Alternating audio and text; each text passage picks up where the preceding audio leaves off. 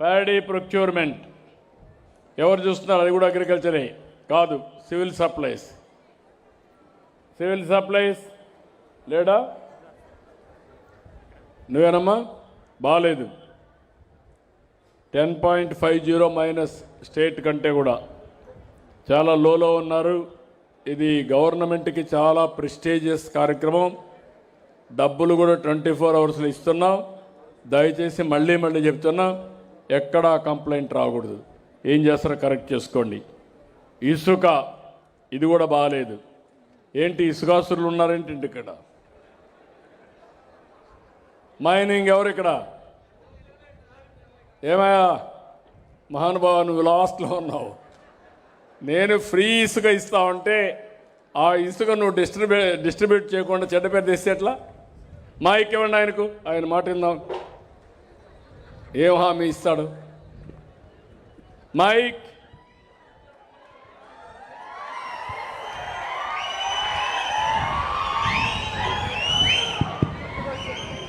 నమస్కారం సార్.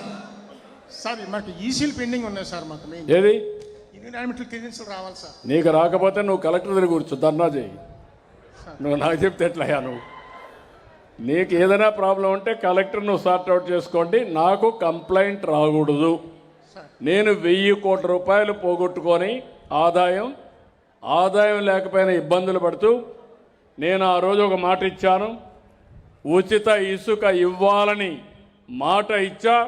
ఆ మాట నిలబెట్టుకున్నా. దాన్ని అమలు చేసే బాధ్యత మీది. సార్ ఏప్రిల్ అండి, ఈ మంత్ ఎండింగ్ వస్తున్నాయి సార్. ఏం బ్రదర్? ఈ మంత్ ఎండింగ్ వస్తున్నాయి సార్. ఈ మంత్ ఎండింగ్ వస్తున్నాయి సార్. అన్ని పర్యావరణ పరిమితులు.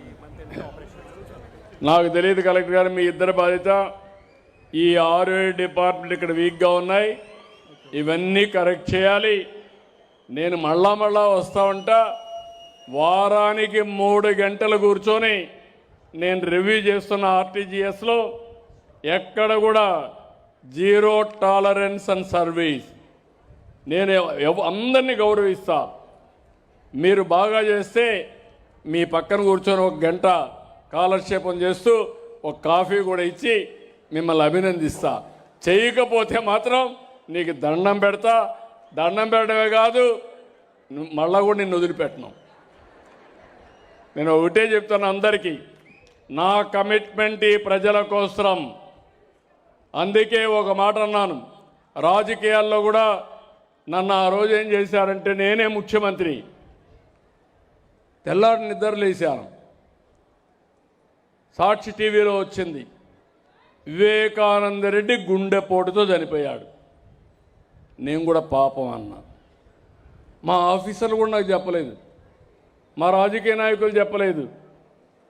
సాయంత్రానికి మళ్ళా ట్విస్ట్ చేసి గుండెపోటు పోయి తండ్రి లేని బిడ్డ, ఇప్పుడు తండ్రి పోయాడు, చిన్నాన్న కూడా చనిపోయాడని సాయంత్రం. నెక్స్ట్ డే నిద్రలేస్తానే కత్తి నా చేతిలో పెట్టి నారాసుర రక్త చరిత్ర. మారీచుడు బెటర్ అనిపిస్తున్నాడు నాకు. మారీచుడు కొన్నిసార్లు వేషాలు వేశారు, కానీ ఈ పగటి వేషాలు నాకైతే అర్థం కాల. మళ్ళా ఎదురుదాడి. కాబట్టి మనం ఏంటంటే, మనం గుర్తుపెట్టుకోవాల్సింది, ప్రజలకు జవాబుదారితనంగా ఉందాం. మనం టెక్నాలజీ వచ్చింది. నేను రిపీటెడ్గా చెప్తున్నా, వెరీ వెరీ ఇన్స్పైరింగ్ టైం. అనుకున్న పని అనుకున్నట్టు చేయొచ్చు. ఎవరేమనుకుంటారో తెప్పించుకుంటాం. ఎక్కడ చిన్న వ్యత్యాసం లేని పరిపాలన ఇద్దాం. నేను మీ అందరికి అండగా ఉంటా, ఆఫీసర్లకు అందరికి, ఉద్యోగస్తులకు అండగా ఉంటా. మీరు కూడా సమాజంలో భాగం.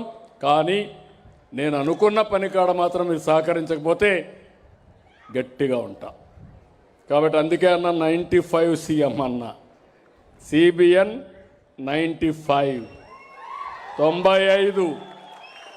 ఎప్పుడు జాగ్రత్తగా ఉంటా, భవిష్యత్తు కోసం ఆలోచిస్తా. ఎవరిని అడ్డదుడ్డంగా ఆలోచిస్తే వాళ్ళని చక్కగా నిలబెడతా. ఎవరిని వదిలిపెట్టినాం. కాబట్టి ఈరోజు మీ అందరికీ మళ్ళా ఒకసారి విజ్ఞప్తి చేస్తున్నా. ఈరోజు మీరు చూశారు, మీలో కూడా ఒక మార్పు కోరుతున్నా. మీలో కూడా ఒక బాగా పాజిటివ్గా ఆలోచించండి. నేను అడిగిన దానికి ఎప్పటికప్పుడు మీరు సమాచారం కూడా ఇవ్వండి. దాన్ని బేస్ చేసుకొని నేను కరెక్ట్ చేస్తా. అర్హులకు న్యాయం చేసే బాధ్యత తీసుకుంటాం. ఇక్కడికి వచ్చి ఇక్కడికి వచ్చినప్పుడు ఇప్పుడే మీ ఎమ్మెల్యే గారు కొన్ని చెప్పాడు. ఇక్కడ బ్రిడ్జెస్ వర్కులు చెప్పాడు. ఇక్కడ తుంగభద్ర డ్రైన్పై బ్రాహ్మణ కోడూరులో బట్టిప్రోలు రేపల్లి రోడ్డు పైన హై లెవెల్ బ్రిడ్జ్ కావాలన్నాడు. 10 కోట్లు అవుతుంది. ఇమ్మీడియట్గా శాంక్షన్ చేస్తామని చెప్పి కూడా నేను మీకు తెలియజేస్తున్నా. కొల్లూరు ఫెర్రీ రోడ్డు పైన హెచ్ఎల్సి నిర్మాణం కావాలి, హెచ్ఎల్బి కావాలి. దీనికి 15 కోట్లు అవుతుంది. అది కూడా శాంక్షన్ చేస్తాం. ఇంకొక పక్కన బట్టిప్రోలు పెసర్లంక రోడ్డు పైన అప్రోచ్ రోడ్డు స్లాబ్ కల్వర్ట్ కావాలి. దీనికి 2 కోట్లు అవుతుంది. ఇది కూడా శాంక్షన్ చేస్తామని చెప్పి నేను మీకు తెలియజేస్తున్నాను. ఇంకొక పక్కన రోడ్ రిపేర్లు చెప్పారు. ఇక్కడ ఎక్కువ అవసరం ఉంటాయి. దీనిపైన కూడా ప్రత్యేకమైన శ్రద్ధ పెడతాను. ఇంకొక పక్కన దగ్గర మీరు చూస్తే జువ్వలపాలెం తిప్పలకట్ట గ్రామాలు ఇప్పటికే నష్టపోయి ఒక 1300 ఎకరాలు ఇబ్బందుల్లో ఉంది. ఇక్కడ గ్రోయిన్స్ నిర్మాణం అవసరం. 2,54,00,000 అవుతుంది. దీనికి ఇమ్మీడియట్గా లంక గ్రామాలకు భూమి కోత గురి కాకుండా చేసే బాధ్యత ఈ ప్రభుత్వం తీసుకుంటాం. ఇమ్మీడియట్గా శాంక్షన్ చేస్తాను. కొత్తగా ఒక ఫైర్ స్టేషన్ అడిగారు. తప్పకుండా ఫైర్ స్టేషన్ కూడా వేమూరికి శాంక్షన్ చేస్తామని చెప్పి నేను మీ అందరికీ తెలియజేస్తున్నా. ఇది కాకుండా ఏదైతే జంపని గ్రామంలో ఎన్విఆర్ ఏడిఆర్ కోఆపరేటివ్ షుగర్స్ ఉంది, దీన్ని ఎప్పుడో సిక్ అయింది. దాన్ని కానీ సెటిల్ చేస్తే పూర్తిగా కొంతమంది ఎంప్లాయీస్ ఉన్నారు, వాళ్ళ డబ్బులు ఇవ్వాలి. 4,07,00,000 ఇవ్వాలి. షేర్ హోల్డర్స్ కూడా కొద్ది డబ్బులు ఇవ్వాలి. 2 కలిపి 4 కోట్లు ఇస్తే ఇంకొక 2.5 crore షేర్ హోల్డర్స్కి ఇవ్వాలి. ఈ 2 ఇస్తే 77 ఎకరాలు భూమి వస్తుంది.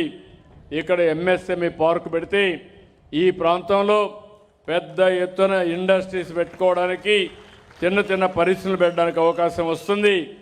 ఇది కూడా శాంక్షన్ చేయడమే కాకుండా ప్రతి ఒక్క ఇంట్లో ఒక పారిశ్రామికవేత్త, 1 ఫ్యామిలీ 1 ఇండస్ట్రియలిస్ట్ అనేది మన నినాదం. దానికి కూడా పనిచేస్తామని చెప్పి తెలియజేసుకుంటూ ఆనందబాబుని మనస్ఫూర్తిగా అభినందిస్తూ బాగా పనిచేస్తాడు. అదే మరి వరద నష్ట పరిహారం పెండింగ్ ఉందన్నారు కలెక్టర్ గారు. అది పంపించి ఇమీడియట్ క్లియర్ చేయండి. అది కూడా వరద సహాయం కూడా నష్టపరిహారం కూడా ఇస్తామని చెప్పి తెలియజేసుకుంటూ మరొక్కసారి ఈరోజు ఇక్కడికి వచ్చినప్పుడు మంచి ఎండ, మధ్యాహ్నం భోజనం కూడా లేదు. కానీ మీరు చూపించిన చొరవ మాత్రం అమోఘం. మనస్ఫూర్తిగా అందరికీ ధన్యవాదాలు. గట్టిగా చెప్పండి, అమరావతి జై అమరావతి, జై అమరావతి, జై ఆంధ్రప్రదేశ్,